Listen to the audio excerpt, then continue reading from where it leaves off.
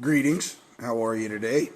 Wanted to go into what's really transpiring in the banking world, and I got wind today. It's beautiful being in small communities. Some employees from a bank locally have been instructed not to answer any questions. If Derek Gonzalez comes into the building, you are to not answer any questions at all. What I find so amusing about that is that should raise a huge red flag for every employee at that bank and the surrounding banks. Again, got word today that there are certain employees at a certain bank that are not to answer any questions if I come in to the bank and ask questions. And I love that, because what it's doing is it's going to cause these people to question why they're not allowed to talk to a guy who dropped out of high school at the age of 13. I mean, what could he possibly know? And how damning could his questions possibly be? And why are the superiors in this bank so nervous about little old me? Just a little guy, just a little guy. So maybe I'll help draw some light as to why they would be so nervous about me asking questions in their banks, okay? Because the CFO, the comptroller, the CEO, okay, the Securities Exchange Commission, the court system, they all know what's going on, and if they don't, we are all responsible for knowing the law, and no man is excused from knowing the law, for every man is to know the contracts they enter into. So really interesting. A local bank here in Nebraska, and you gotta love these small communities because everything gets back to you eventually, has been advised not to answer any of my questions. So let me show you why they won't answer any of my questions, because I'm putting the onus of probandi back on them. The liability falls back on them for the fraud that they perpetrate against the American people. Usury and usufruct. And the comptrollers and the CFO and the CEO, they know the game they're playing and how they're hypothecating your credit. I'll start out by saying, in layman's terms, there never was a loan. And if by chance there was a loan that had been given, it would have been you authorizing a promissory note that was a loan to them. Let me say that again. If there could possibly be perceived a loan given at all, it would be you giving your credit to the bank and them failing to return or reciprocate anything in return. So there never was a loan. Why? Because there is no money, ladies and gentlemen. In order to loan something, you'd have to have something in the first instance, okay? Generating something out of thin air isn't anything. So what is being generated or created when you sign a promissory note, a private bill of exchange, an international bill of exchange, an application even? Ladies and gentlemen, they're monetizing everything. Absolutely everything is being monetized. So what's being generated or created upon the signature of a promissory note? Well, first of all, it's your sign of nature that has the value in blue ink. That's what has the value, okay? And who created that credit? Well, you did. You created it by signing that documentation. And the man who signs the promissory note generates all that credit, and in return you get nothing. They get you to sign some private security agreements, but I'm going to explain to you how it really works, because a lot of people are talking about the banking system, but they're not going into the finite details. So for this bank, who is frantic and telling their employees not to conversate with me for whatever reason, which I find hilarious, because if you ain't got nothing to hide, what's wrong with a few questions? There is no mortgage. It's a retail installment agreement, ladies and gentlemen. It is just an extension of credit. Mortgage means dead contract. The bank never signs anything, making it a unilateral contract, okay? The bank didn't sign anything. They're not party to it. They took something from you and gave you nothing in return. Where's the value and consideration? There is no consideration. There is no contract. This is not a mutual ascension of the mind, okay? The bank never signs anything making it a unilateral contract. Why a unilateral contract, you might ask? Because there is no money. There are only extensions of credit. The unilateral contract are a direct result of the bankruptcy. Because they took away the money, thus all we can do is extend our credit. Do the banks have credit? Yes, they do. But can they lend their credit? Absolutely not. Where did the credit come from? It came from you. In the form of what? Instrument. Was it a promissory note? A bill of exchange? Private bill of exchange? An international bill of exchange? What was the instrument that you affixed your sign of nature to that generated this credit? Okay, and this is important for everybody, the people around the world. This is a global pandemic of bar members usurping power otherwise not delegated to them and facilitating, aiding and abetting in RICO, where they all are colluding against you, the people of the world. So the promissory note, the note is turned into a swap agreement, okay, and is an insurance policy against the conduit loan by the servicing company.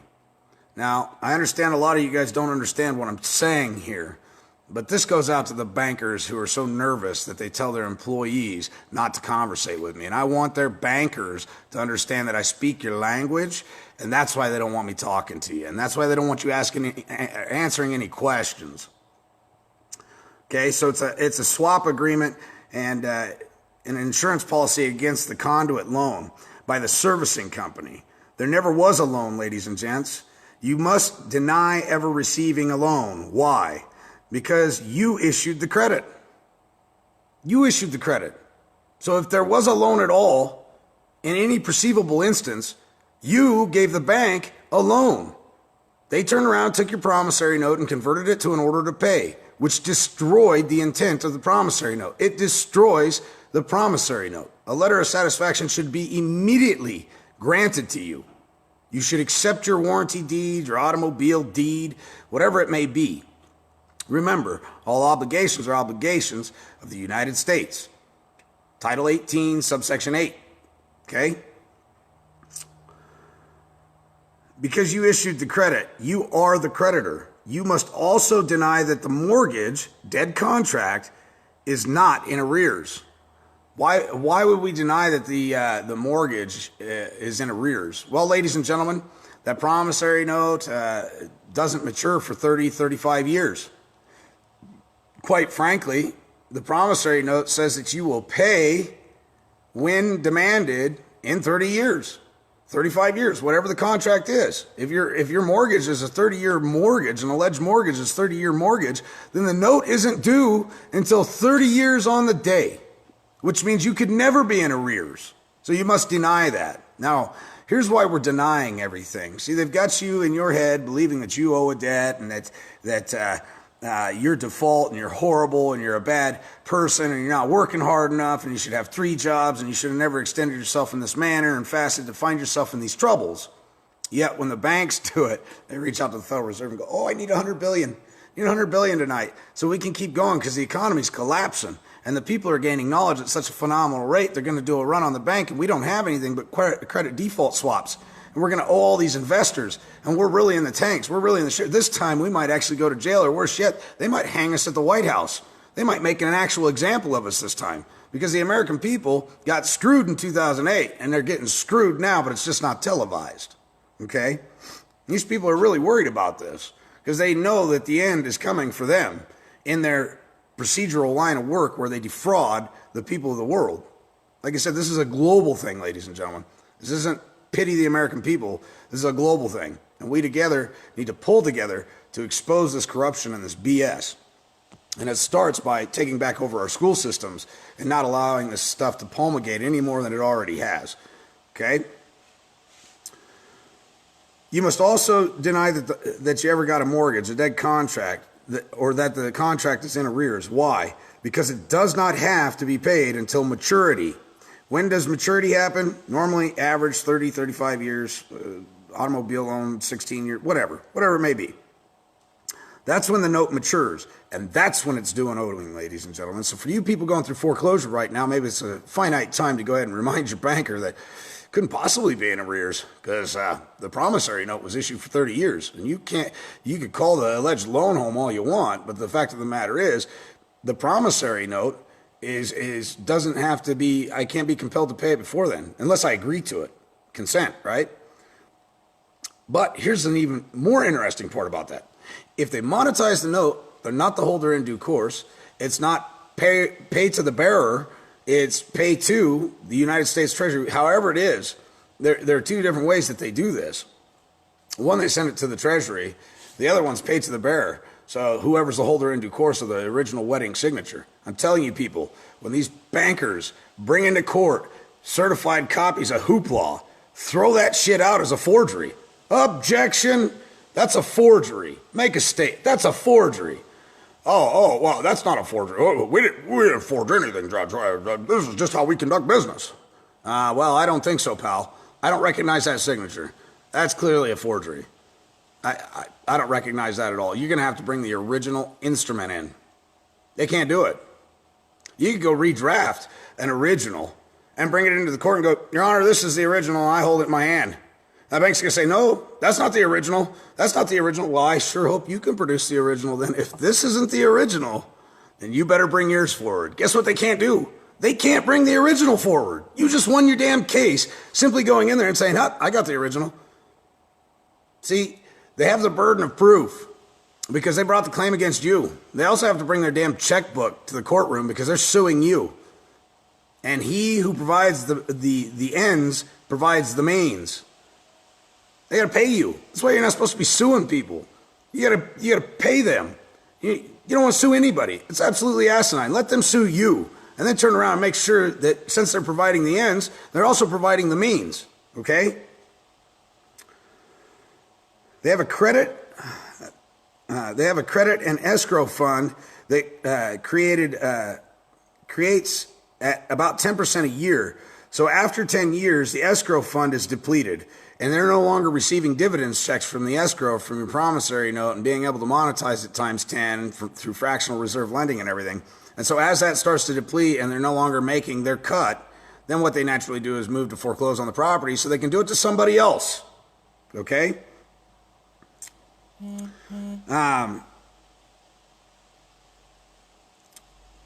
A year or so after 10 years, the escrow fund is depleted and no longer paying out the dividends.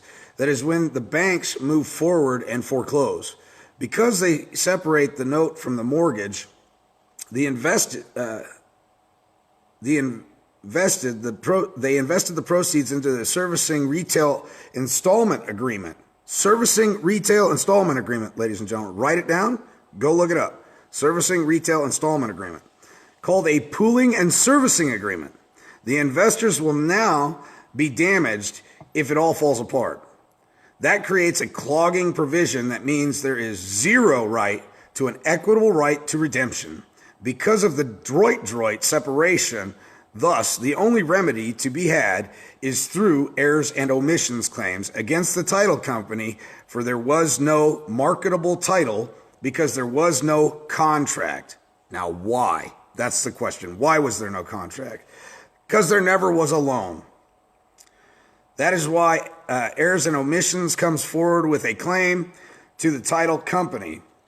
You want to look at your MoneyNet daily transaction log report. Every bank's required to have one. They're supposed to do this on a day-to-day basis. If they don't, as a custodian of the record, they can be in huge trouble with the SEC, the CINFIN, and the federal government, the Department of Justice Criminal Division. A national bank can lend its credit, a national bank cannot lend its credit to another by becoming surety, endorser, or grantor for himself or for him. Such an act is ultra various. Go look up the word ultra various. Ultra vires. So we start to look at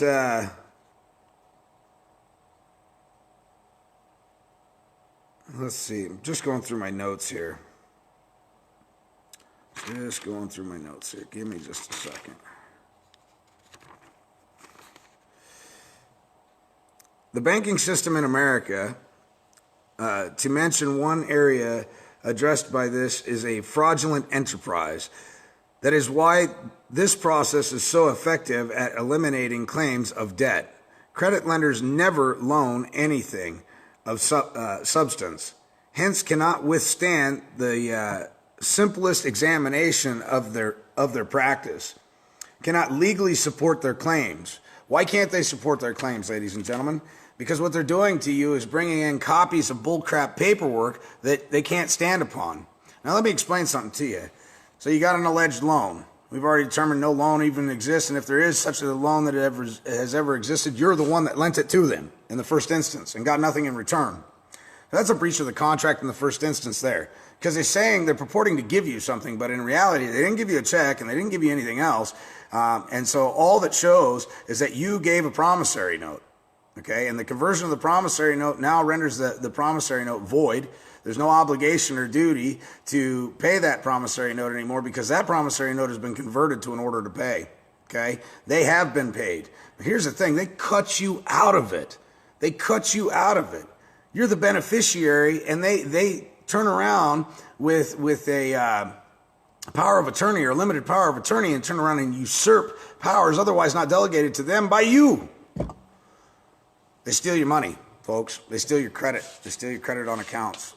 And then they get you to pay the taxes on it. And they're responsible for the transfer taxes. The transferee is responsible for the transfer tax. When they convert those instruments and monetize them, they're responsible for the taxes on it, and they're not paying the taxes on it, ladies and gentlemen. Let's see, what else? The IRC, Federal Reserve, Title 12, subsection 411, this proves there is no money, okay? It's all about intent, ladies and gentlemen. Did you intend to defraud somebody, or did you do something in good faith? When you endorse the back of a check, or a negotiable instrument of any sorts, make sure to put Title 12, USC, subsection 411. You're redeeming it in lawful money. Redeeming it in lawful money, all right? The people are the credit line. Who is the furnishing the loan for the beneficiary's interest? 2, signature is the collateral, okay? 3, the courts are involved in insider trading. 4, McFadden, 1932 through 1962 case law concisely proves that the United States people, and furthermore the people of the world, are the line of credit.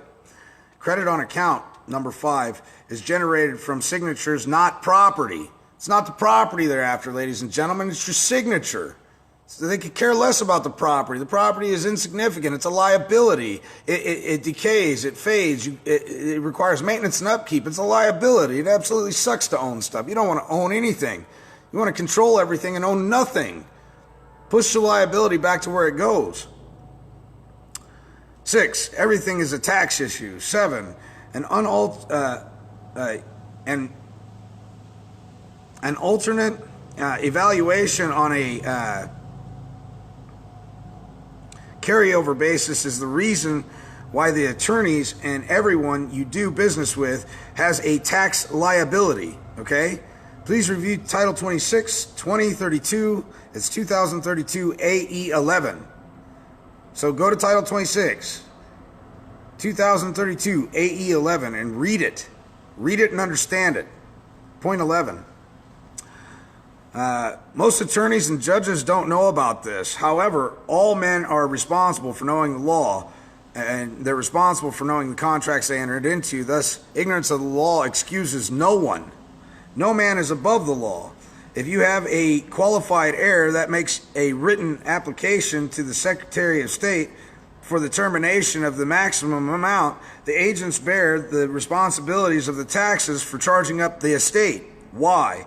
Because they never bonded the case.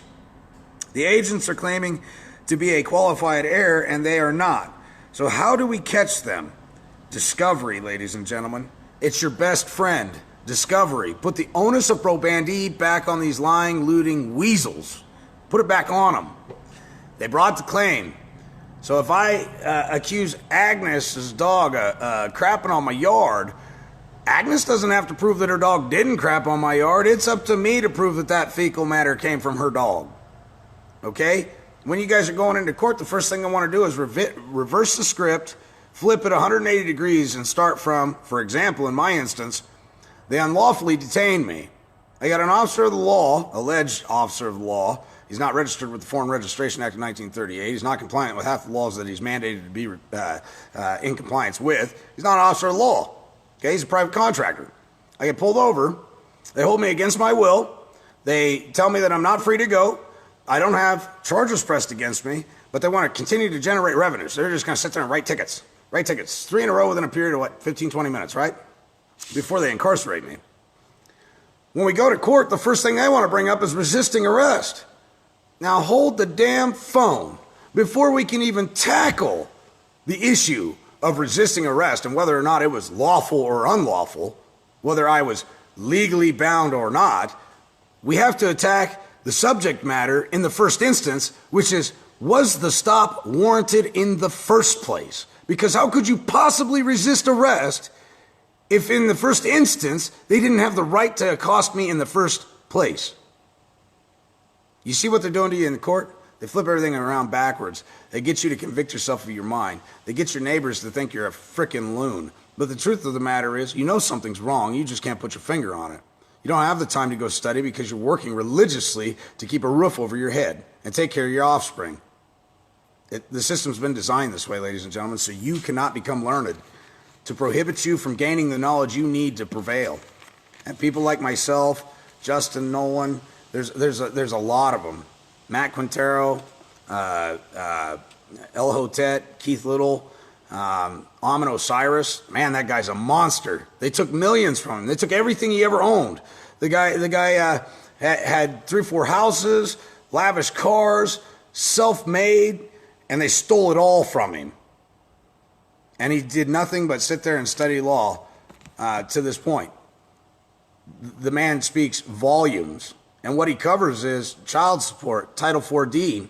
But if you listen to what he says, you can directly correlate or see how it correlates with every other aspect in contract law. It shows you what they're doing. You can literally apply what Amon Osiris is telling you to almost every instance. Okay, let's see. The agents are claiming to be the qualified heir, and they are not. So how do we catch them? Discovery. Writ of discovery. Do you have the tax liability? Yes, they do. Why? Because they are the ones bringing false charges. Why do they have tax liability, ladies and gentlemen? They're bringing the false charges against you. Do you have the... So 1, am I a decedent? First of all, they can only administer the dead. So the first question out of your mouth should be, where's the death certificate for the person that you seek to administrate? 2, have I accepted the liabilities of the decedent? You want to ask that. Can they prove that you've accepted the liabilities of the decedent? Is merely making an appearance, by special appearance in a courtroom, make you the have you to hold all the liabilities? No. 3, am I not the beneficiary of the estate? You start asking questions like this, and I don't give a shit what court you're in. Their ears are going to perk up, all right? Don't go in there as a belligerent. Don't go in there as a combative. You're going in there strictly to ask questions. Why? Because the government was instituted to benefit men, not the other way around. Do you bear the tax liability for your alternate evaluation on your carryover basis? 5, did you put up a bond for your tax liability? Did the prosecutor put up the bond for the tax liability? Did the bank that's bringing accusations against you to foreclose on your land put up the bond for the tax liability? Because I'm telling you, folks, it's all about the IRS, and they are your hellhounds. They are the ones that will go to work for you. Are you making a claim on my estate? 7, have you given up your citizenship? 8, what court of law is this? 9, what jurisdiction? 10, civil or criminal? 11, if this is a civil, if this matter is civil, appoint them all as trustees. Are you hearing what I'm saying, folks? You're putting the liability back on them. You're going to use a Form 56F, and you're going to put them all as trustees. They're administering the estate. They want to make all this bond securities and all this other crap off of your estate. Appoint a fiduciary trustee. Make sure that they go to jail for securities fraud if they don't handle this affair properly in your benefit as the beneficiary, heir, settlor, grantor, grantee. Make sure that you put these boys on point. Are you in breach of contract for failure to bond this case? Is it a breach of contract not to bond a case? Yes, it is. Now, let me tell you something. If they don't bond the case, what's the first thing you want to ask them? I need a list of all your assets. Well, why would you want that? In case you cause me harm, injury, damage, and loss, I need to know what I can take from you in the event that you breach the public contract. And because you don't have a bond, you must bring something else to the table that has some value or some significance. Because in the event that you hurt me and you're liable for it, I need to be compensated somehow. So I'm going to need an itemized list of everything you own. Bring it to the table. You don't want to bond the case? Fine. Bring me all your assets. I want everything. 10, notice of understanding. I accept conditionally under the proof of claim, Title 26, Section 2041 through 2038 and 2514. Power of Appointment Act, Section 406 through 407. UTC, which is Uniform Trust Code. Appoint them all as trustees, judge, clerk, prosecutor, all of them. They will attempt to play dumb. Remind them ignorance of the law excuses no one, and that no one is immune from taxes. The capital gains tax must be paid by them. They are trespassing or trespassers or have trespass on your estate. When they are asking if you understand they are attempting to make you liable for the taxes and the bond, you ask them for the 1099 OID. Ladies and gentlemen, the prosecutor should be able to produce you a receipt from the 1099 OID that he has filed on this case. They can't because they don't, because they're not compliant with the IRS. When you do a request form with the IRS, I think it's a 4506A, it always comes back that the IRS doesn't recognize the court as a business, as registered as a business with the IRS. So what are they doing? They're not paying their taxes. If they're not registered with the IRS, then they're not cleared for doing business. Demand all funds on all cases, including the ones you are involved in. Only a beneficiary can file a claim. Is the prosecutor a beneficiary? No, but he's sure pretending he is. I am the executor. UCC1 is the claim. A maritime lien is a secret lien, okay? Your ag lien is your superior lien. Your maritime lien is a secret lien. Now, if you don't believe me, the next time you have a court case that comes up, write the Secretary of State using a UCC 11 and find out whether or not anybody's got proprietary lien interest in your estate. Most often, I'd say 99.9% of the time, the Secretary of State will respond saying there is no lien against Derek Chaton Gonzalez. You take that documentation from the Secretary of State back into the courtroom and go, I'm not sure what we're doing here. Nobody has an interest in me. There's no lien interest in the estate. I'm the man. I'm the beneficiary, the heir, the settlor, the grantor, the grantee. Everything you're not, and now you're a trustee. Here's your Form 56. I've also supplied the Form 56F to the Secretary of State, letting him know that I've appointed you as trustee, and I also sent it to the DOJ Criminal Division, so in case you get any wild hairs up your ass and decide to be ignorant and skirt from the law and use your own formulated opinion because you don't like me or you're biased in some manner or facet, that you'll be criminally investigated. Start using these Forms 56Fs. Appoint these people as trustees. They're brokers, and they're brokering a deal, okay? And I don't care if it's a traffic ticket, whatever. Anything short of murder or violating somebody, everything else is nothing more than a racket. Let's see.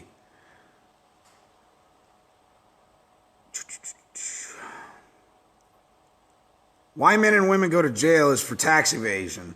On an alternate evaluation on a carryover basis is the reason why these attorneys has a tax liability under Title 26, 2032 AE 11.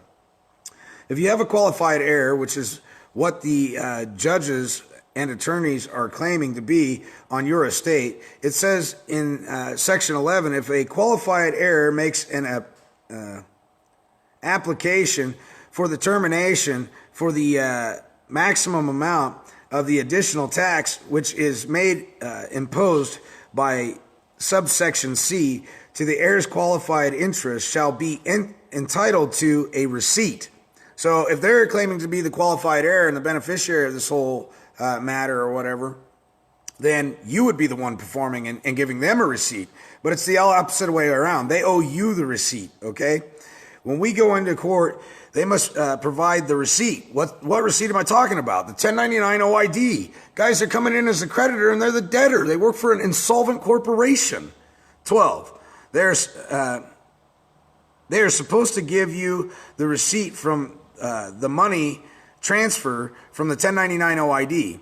You must supply a 4490 form and a 3949A form from the IRS, which the attorneys and judges are mandated to fill out. They're mandated by the IRS, the IRC. The IRC handbook states the court, must bond the case.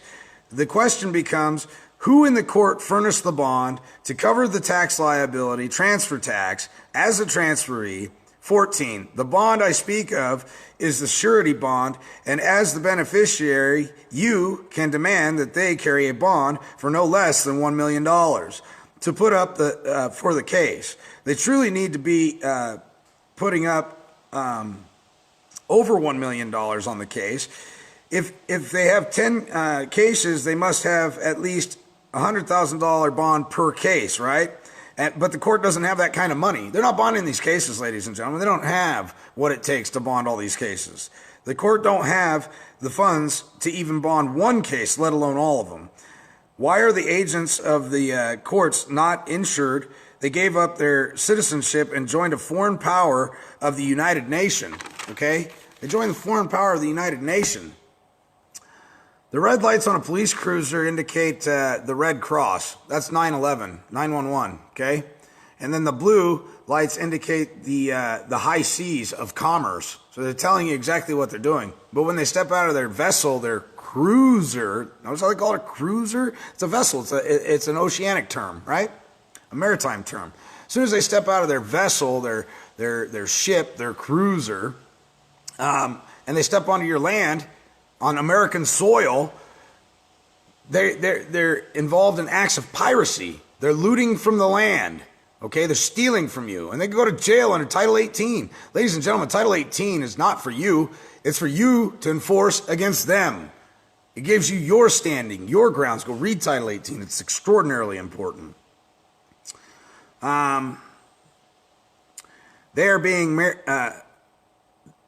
are bringing maritime admiralty law onto the land.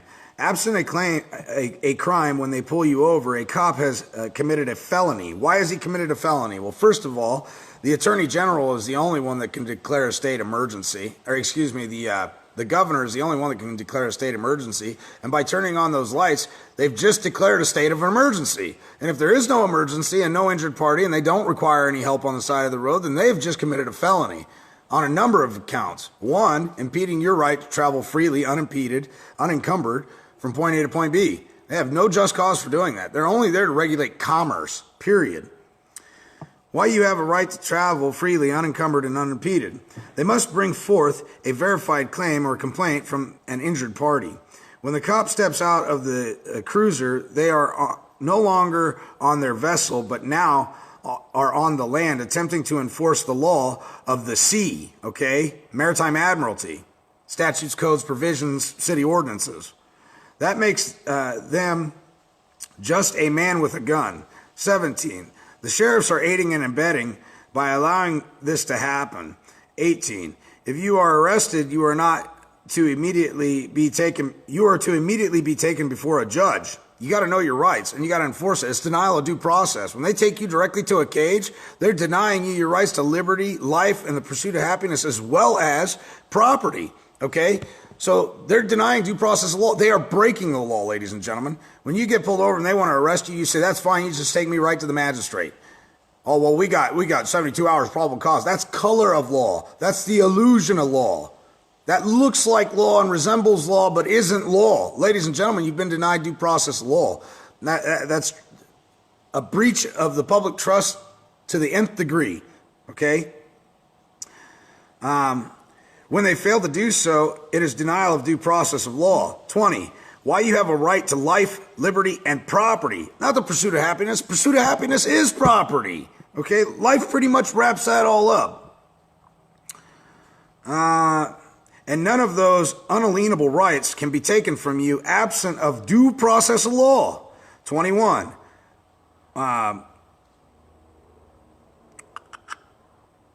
What does this mean? 22.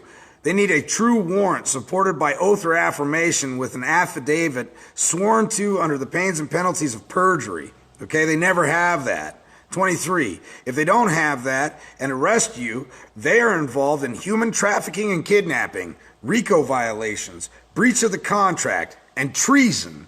Ladies and gentlemen, if you're being accosted against your will, you're demanding to see the magistrate so you can defend yourself properly because they're not following the due process of law. There's no injured party. There's no man making a claim. There's nobody that's sworn under the pains and penalties of perjury on an affidavit.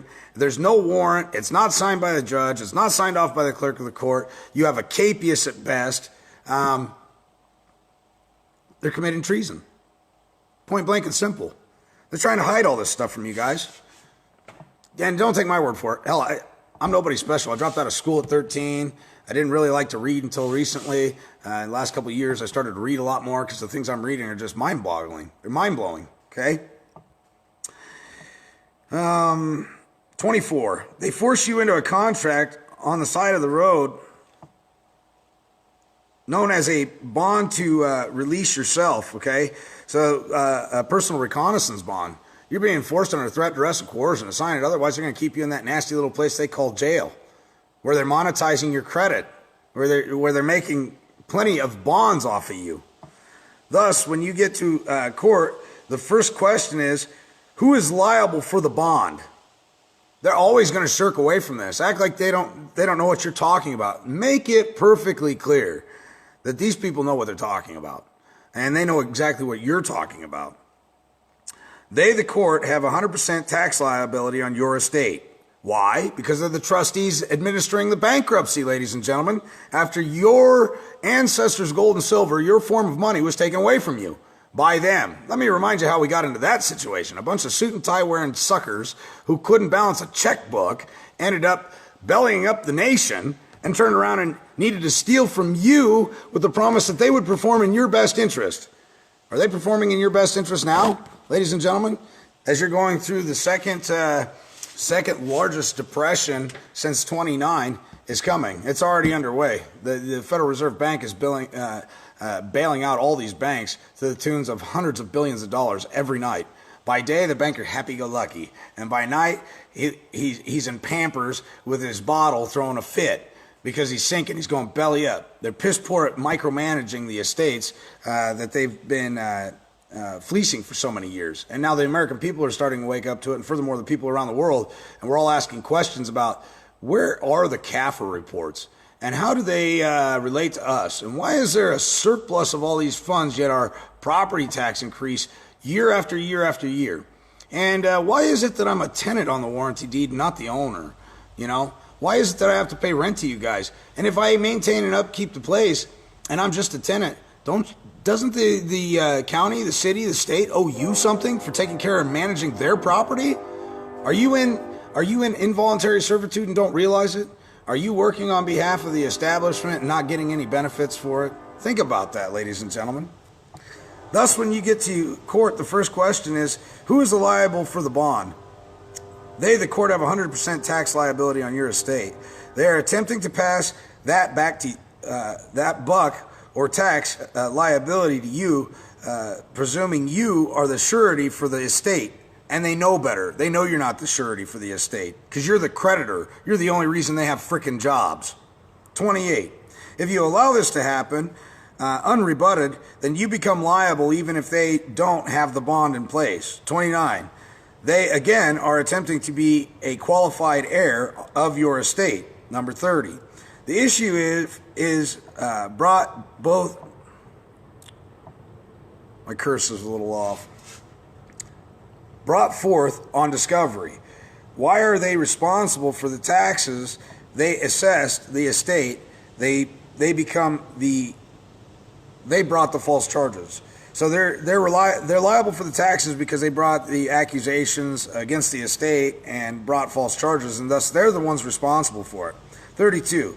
So you ask the judge, who is raising the estate? Of course, the judge is going to look right at the prosecutor. The judge don't want nothing to do with this. He knows what's happening. Oh shit, we got a live one in here. Ooh, and I like my retirement. That looks good. And even though I don't fill out my 1099-Rs and I store money in the Atlantis account over in Cuba with the rest of my bar cronies and hide it from the American people, I really like that. Prosecutor, you got your checkbook today? Gonna need it. Sound like this man might have a valid point. The judge will then pass that buck on to the prosecutor. Then you ask the prosecutor, do you have the 1099-A acquisition and the cancellation? Have you filed the monetary order, and have you paid the $1.5 million in order for you to deal with this case? Do you have the 1099 for the case? If they do not have this, then you immediately file the 3949A. What are you going to do with the 3949A? You're going to report them for suspicious activity because you believe that they are trying to hide something financially and not pay the taxes on it. I would also encourage you to file a complaint with the CINFIN as well as the SEC for identity theft and securities fraud. Also, you also want their W-9. Now, you go to the court, they never want to give you a W-9. We don't have to give you that, blah, blah, blah, blah, blah, blah, blah. Again, you just reaffirm that on a 3949A at 13909, send it off to the IRS with a 211 form. Get yourself paid.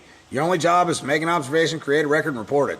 Let the IRS do it. They're bean counters. They're professional. Hell, they're good at this damn job. Problem is, the American people have always been taught through the news media that the IRS is horrible. You always hear people losing their houses at the IRS, and they're losing this, and they're losing that. It's only because they don't know who they are.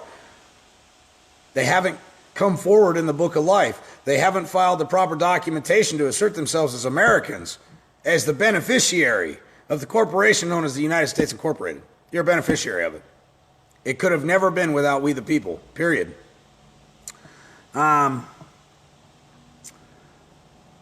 then the cover sheet as well. Don't forget the cover sheet. You guys, if you're not paying attention to the processes, you start executing the processes and you're not doing it right, that's why you're not getting results. Go back, redo it again, okay? Eventually somebody will call you, all right, what do you need help with? You've done this like 6 times, you're taking up your time. What the hell are you trying to get done? They will contact you. Don't be scared of them. Tell them who you are, what you're doing, why you're doing it. I believe somebody has taken interest in my estate. I believe they've hypothecated my credit, created securities in my good name without informing me of this thing. I believe there's fraud and deception going on here, and I'd just like you guys to go ahead and take a look. No harm, no foul. The IRS, just like the cops, all you got to do is call them. They'll go down there, and unlike the cops, they won't go in and kick in the door and shoot an unarmed woman and kill her in her own damn home. The IRS is a little more subtle about the way they do things. So don't worry about calling the IRS. That won't weigh too heavy on your soul because you don't have to worry about them shooting anybody. Let's see. Then fill out the 211 whistleblower form. What did Trump just recently do? Made it so whistleblowers are free from being targeted. So that's one thing that Trump's done recently that I noticed. And opened up an executive order on transparency. So what's your 211 form going to do with the W-9? W-9 is their tax identification number. Not even the Attorney General in your state operates without a W-9 and an EIN, a tax identification number. They don't do it. So the courts damn sure aren't exempt from it if the Attorney General isn't exempt from it. Send it to both places in the United States, the CID, Criminal Investigation Division. Also send it to the Treasury Inspector General. 2 agencies that you really need to focus on. Criminal Investigation Division, okay, write it down. And the second one is going to be the Treasury Inspector General. Why? The Treasury Inspector General likes to know where everything's going. Where are these funds being created? Who'd they get transferred to and why? Who's the beneficiary and who's paid the taxes? All this stuff is a check and balance system, guys. And the State Attorney General. The bad actors are not to be in these courts as they are not licensed at all to do business, okay? They don't have the funds to operate. Now, Here's where the judge may attempt to use fear tactics, threatening you with contempt of court. So what do? Contempt of court is an allegation that requires due process of law. I'm going to sentence you to 30 days in contempt of court. That's it, contempt of court. Fine, contempt of court. Set up a damn hearing. Due process of law will be provided to me because I'm not waiving due process. Remember, if you stand silent on your rights, you don't have any. And if you sit there quietly and he says, well, I'm contempt of court, and you don't object to that, you don't say anything to that, he tries to ram you through contempt of court and give you 60 days in the brig. Listen here, ladies and gentlemen, that's not due process of law. You can't be the judge, jury, and executioner. That's not how this great nation works. It's not how it operates. Due process of law. You make an accusation, file your stinking claim, send me notice in the mail, or deliver it by sheriff, and then I'll come to that damn court date. And you better be able to explain damn good and well how you found me in contempt of court just because your panties got in a bunch and you couldn't handle reality. The truth is they can handle anything but the truth. So help them God. Because truth, boy, that really cuts into my profit. I can't have that around here, boss. Contempt of court for that guy. Yeah, get out of here with that crap. All right.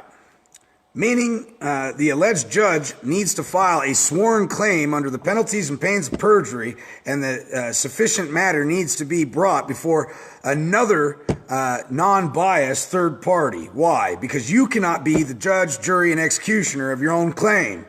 How simple would it be for us all to just start pointing a finger at everybody and be the judge, jury, and executioner? How long do you think you get away with that crap?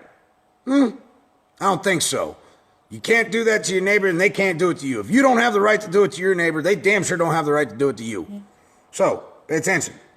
The next tactic the judge may attempt to use in an order is order a mental evaluation. Well, if you guys have been staying current with me, last time a judge tried to send me to the loony bin, I said as long as a quid pro quo's in order, and anything they're about to stick in my veins, they stick in your veins first. You want to know what that cracker said to me?